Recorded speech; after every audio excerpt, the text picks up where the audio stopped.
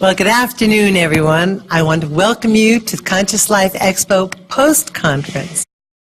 I love this expo because we bring in some of the top talent around. And the gentleman that I'm going to introduce is one of the people that is definitely tops in his field and has such incredible information to share.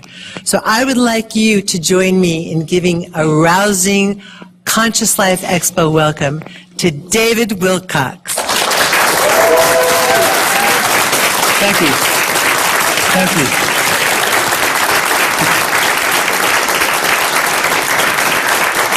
Thank you. Appreciate that. You know, 2012 is about a new birth, and now that I have my own umbilical cord, we have a great symbolic reference for that.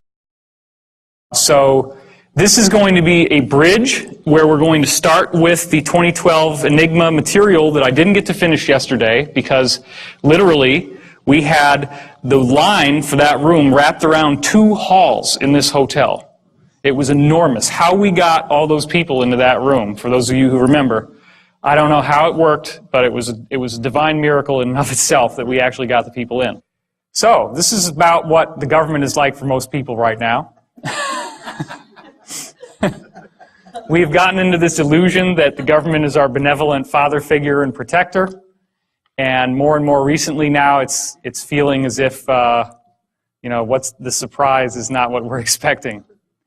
So many people are awakening to cosmic consciousness and higher concepts of metaphysics and spirituality, and this is going to be a true masterclass in what's really going on. So 3 years ago, I was at this conference, and I met Billy Blake, who should be here, but he's not here yet. He's going to be running around with a handheld camera. And we decided to do a film together. The film is called Convergence, as many of you, or probably all of you, know.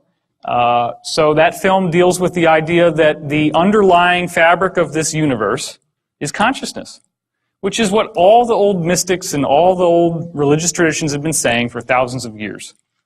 Now, what I offer is a much more elaborate and intricate spin on the notion of a consciousness field than you've probably ever seen anywhere else.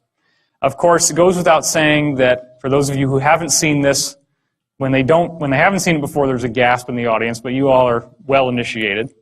Edgar Cayce and myself, there's obviously a facial similarity there. This is my brother and Cayce's first guy, Dr. Ketchum, who got him out there in the world. My father, after a Metallica concert, that's why he's sneering. And the Squire, Edgar Cayce's father. My father would only shop at the Squire shop, and everybody called Cayce's father the Squire. This is my best friend Jude and Edwin Blumenthal from the Cayce tradition, one of his principal investors. Jude and I did marvelous music together in high school, at least we thought so at the time. And this is my friend from college, Christopher, and his corresponding reincarnation, Morton Blumenthal. This is my good friend from college, Angelica, and this is Edgar's wife, Gertrude. These are like the only people I'm still in contact with from high school and college. I mean, you have to understand, these are not just random people from my life. These are like some of my closest associates and friends. And then when you find out that they're the same people as in Edgar's circle, it's very, very surprising. Okay, so as we went through yesterday, are there great secrets being held? This was something a lot of people didn't catch on the way they did the reflection on the poster for the Da Vinci Code. And of course, what is the eye in the triangle on top of the pyramid? Is there a message that's being given that we're not fully getting access to? Gore's Inconvenient Truth, sure, that looks like smoke, not. That looks like a galaxy. And here's the Milky Way from the top down. There's our sun, so you can see this is about where we are. So we're not all the way out at the edge, we're kind of in the middle. But doesn't this look sort of like crosshairs to sort of point towards the galactic center and suggest that there's some sort of galactic alignment that's going on here?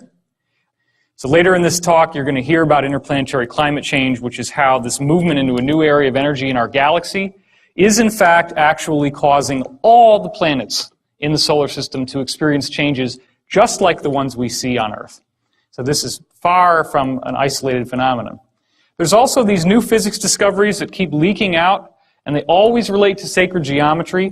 The idea in this case of the dodecahedron, which is 12 pentagonal faces that kind of looks like a soccer ball if you make it into a sphere. They actually found out, these scientists discovered that the background radiation from when the universe was first created has arranged itself into this odd geometric pattern. And that's been proven. So then the question is, okay, what is the force that would cause that type of geometry to emerge in the formation of the universe? As we're going into the 2012 subject, of course, crop circles have been on everybody's mind. This was the formation that came down a couple years ago, which started out in an unfinished way. You notice that all of these blocks are completely solid, and this area is solid as well. Well, the circle makers, whoever they are, came back. And when they came back, this is what we got. Now you have time markings and symbols from the Mayan calendar, okay? And the alignment of these winged discs in terms of what markers they're pointing to, which corresponds to the Mayan system and the Aztec system, gave you an exact time reference of the length of time between when this was created and 2012, the end of the Mayan calendar. So this is a self-referential 2012 diagram given to us by whoever is behind the circle phenomenon. This is one of many crop circles which seems to suggest that the secret to understanding 2012 and this mystery that we're dealing with right here in our talk today is in vibration. That looks an awful lot like a vibrating puddle of liquid. This is what happens when you take vibration to the next step. You get sacred geometry, and I'm going to show you more about that in a second. If you can imagine, this is a sphere and a cube and then another sphere. This is the Froxfield chromosome formation. Obviously, the circle makers are saying, you know, 2012, pay attention to your DNA, right? Except here's the thing. The chromosome's all broken up. And that's what happens before there's about to be a cell metamorphosis. Now, this is even more interesting. Check this out. What does that look like to you? A double helix. Okay, and there's 12 stations. Then down here, you get an even weirder thing. You get a triple helix, but they still have that same formation, and then boom, what's this? And look at the timelines. This is less than a month apart in 1999, and this came out in 96. So it appears that there is a message being given about the basic nature of DNA changing somehow. This is another crop formation which shows you DNA very, very clearly. As you can see that it's twisting, and you can see the ladder and the helixes.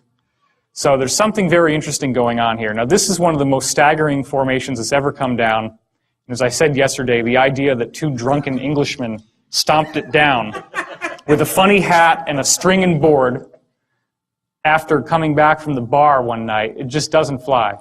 This is much too complex to be something that could have been done without an elaborate. And you know, the thing is, I mean, there have been some cases where formations like this have been documented as showing up within a 1-hour period. Like somebody's out there at night, they see nothing, and then there's lights and the dogs start barking and everything goes nuts, and then all of a sudden, boom, there it is. So this is showing you the geometry of the tetrahedron, which here's a drawing of it. This is the frozen vibration that is one of the principal energy fields that moves through planets, as you can see in this diagram. It shows up at 19.5, which is Richard Hoagland's thing. He's speaking tonight at 7. So here's your animation of the actual great red spot, which is at the limb of the tetrahedron down here, and Jupiter. And this also extends through the great dark spot on Neptune. This extends through a shield ball